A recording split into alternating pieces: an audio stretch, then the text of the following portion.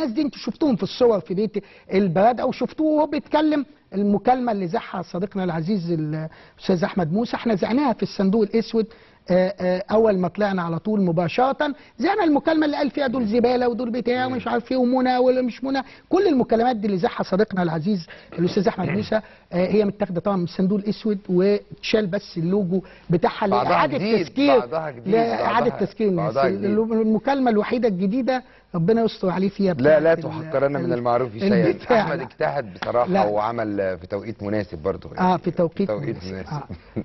يعني طيب مش هتكلم عشان بس يعني حتى الترجمه اللي احنا غلطنا فيها يا استاذ خالد نزلت زي ما هي، مفيش اجتهاد هنا. ده الترجمه بتاعتنا كلنا بنشتغل عشان مصر يا دكتور. ده موضوع تاني. احنا بنقول معلومه صحفيه مالهاش دعوه. سعيد بكل اللي انتوا بتعملوه. احنا بنقول حاجه معلومه ما فيش حد، ويمكن ده بيشيل عنه عبء كبير جدا لان هو هيروح النيابه بكره ولا بتاع في المكالمات دي. فعلى الاقل دي الوحيده اللي احنا اللي احنا رفضنا نزحها. سيد فريق سامي عنان مع البلد هو ما فيش حاجه، دي الوحيده اللي احنا رفضنا نزحها بالمناسبه المكالمه الوحيده.